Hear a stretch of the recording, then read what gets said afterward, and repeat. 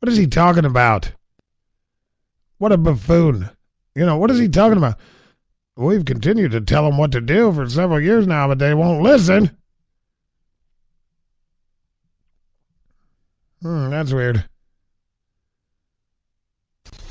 I will promise you this, that if we have not gotten our troops out by the time I am president, it is the first thing I will do. I will get our troops home. We will bring an end to this war. You can take that to the bank.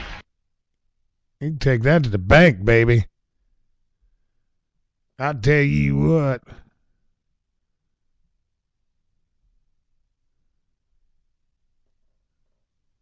What else did he say? I'm trying to remember.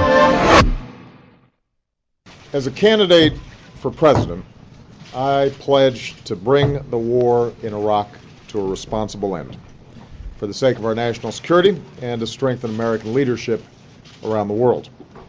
After taking office, I announced a new strategy that would end our combat mission in Iraq and remove all of our troops by the end of 2011. As Commander-in-Chief, ensuring the success of this strategy has been one of my highest national security priorities. Last year, I announced the end to our combat mission in Iraq, and to date, we've removed more than 100,000 troops. Iraqis have taken full responsibility for their country's security. A few hours ago, I spoke with Iraqi Prime Minister Maliki. I reaffirmed that the United States keeps its commitments.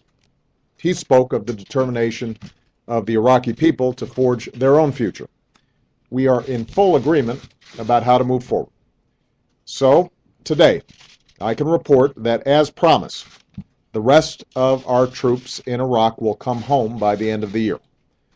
After nearly 9 years, America's war in Iraq will be over. That's nice. Yeah. America's war in Iraq was over. But the jihadis, the Islamo-Nazis, the barbarians, their war is just beginning, it seems. I'm just saying. President, he can't make up his mind. Is the war in Iraq over, or, did I end the war? Wait a minute, you act like that was my decision. Well, it was my decision, but you act like I made that choice. It wasn't my choice. It was the Iraqi people's choice. They chose for us to leave so the barbarians could chop their heads off. It's not his fault.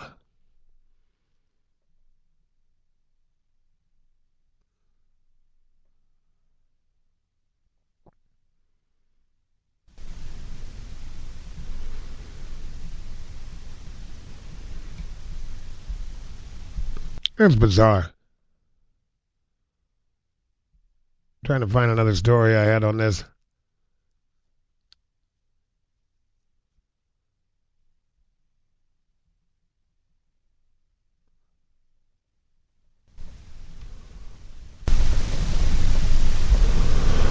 Of course, this week he says, pulling the troops out of Iraq wasn't my decision. What are you talking about?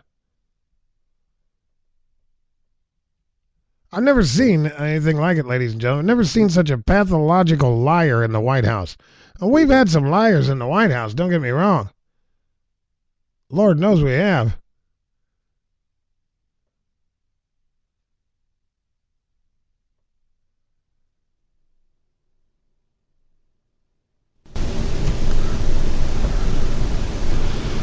Here's a clip from CNS News.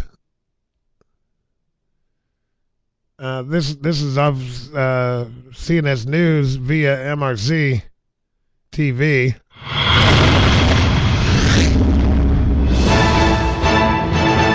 Running so that after a decade of war, we can start doing some nation building here at home.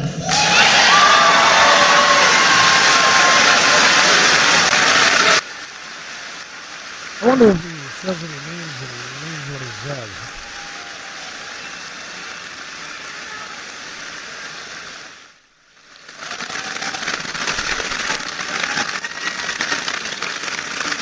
So, we've ended the war in Iraq. I've kept the commitments that I've made. I told you we'd end the war in Iraq. We did. Remind them that this is the president that ended the war in Iraq. Hey! You know I say what I mean, and I mean what I say. I said I'd end the war in Iraq. I ended it. He has taken good care of our men and women in uniform. He has ended the war in Iraq. I mean what I say, and I say what I mean.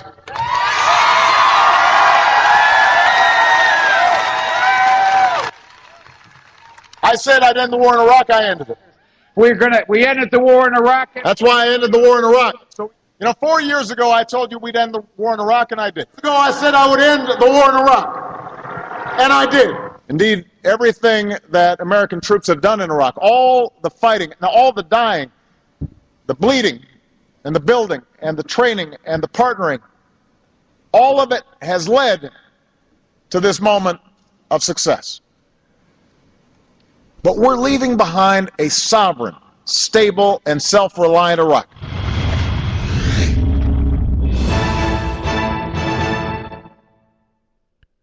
You act like that was my decision. People, what's wrong with you? You stupid journalists, White House reporters. I love when people say that. They act like that was my decision. I'll tell you what, that's funny right there. I don't care who you are. That's funny right there. Never seen anything like it. Meanwhile, women and children are being buried alive, having their heads cut off and put on sticks. Little kids walking around holding up severed heads. I mean, this is stuff. We haven't seen this stuff. Now, don't get me wrong. It goes on. Always has gone on. We've never seen anything on this scale. Even the Nazis didn't do this. They had death factories.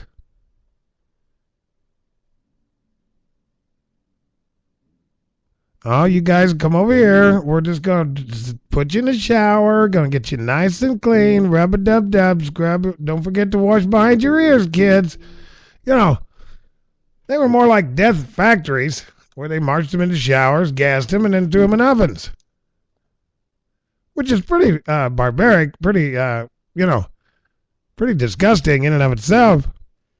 These monsters, the artist formerly known as ISIS, currently known as ISIL, Izzle Schnizzle Mofizzle. The artist formerly known as ISIS. These people, I mean, they enjoy. They appear to thoroughly enjoy chopping people's heads off and putting them on sticks. We haven't seen this stuff for centuries. Oh, sure, there've been some a head chopped off here and a head chopped off there, probably that none of us even knew about.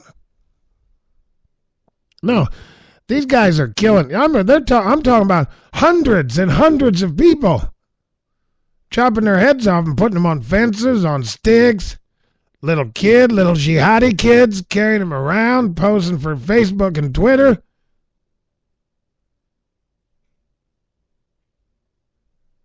And when people ask the president, what are you going to do? You got any regrets for pulling out of Iraq? Well, you act like that was my decision. Well, yeah, we got 147 times you said it was your decision. What, now it's not? And I don't want to hear, give him credit. He's going back in now. Well, A, we should have never pulled out. And B, if Maliki really said we're not giving you a status of force agreement, we should have said, no, you will. You'll give us a status of forces agreement,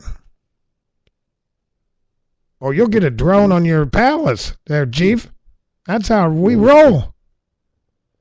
We're going to clean up this mess.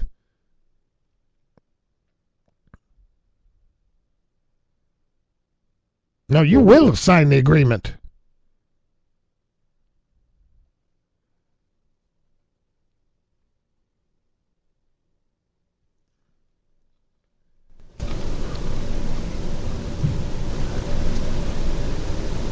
This guy's in so far over his head, and I'm not even sure that's the case. I think he most likely, well, what other conclusion can one come to, ladies and gentlemen? Most likely this president sympathizes with the terrorist. Most likely he's a terrorist sympathizer. He sees moral equivalency. He thinks we are no better than the terrorist. In fact, he might even think, the American people, he might even think we're even a little worse. Because they seem to come out on top just about every decision he makes. I'm just saying. Doesn't take a rocket scientist or a brain surgeon. Doesn't take a brain scientist or a rocket surgeon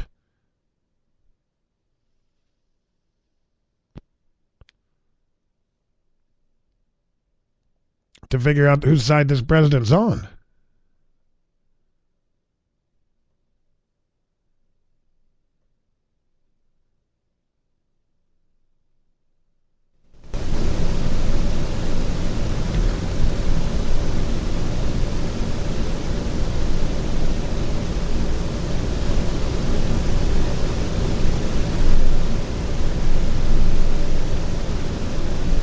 Let's see here. Moving on.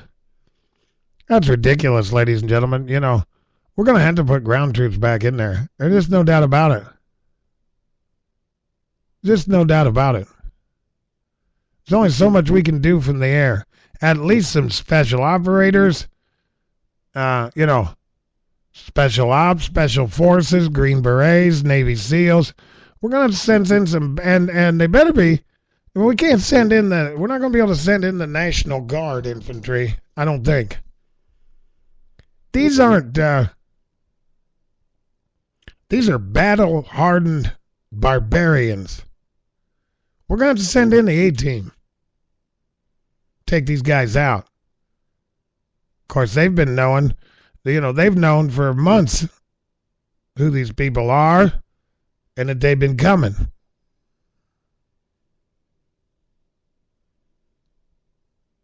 Of course, it's all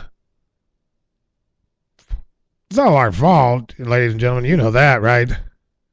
Well, according to the New York Slimes, or the New York Mimes, or the New York Wines, pick one. U.S. actions in Iraq fueled rise of rebel. Oh, no.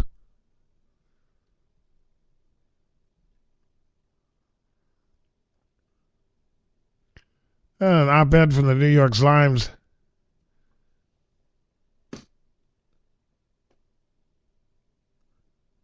Dateline Baghdad.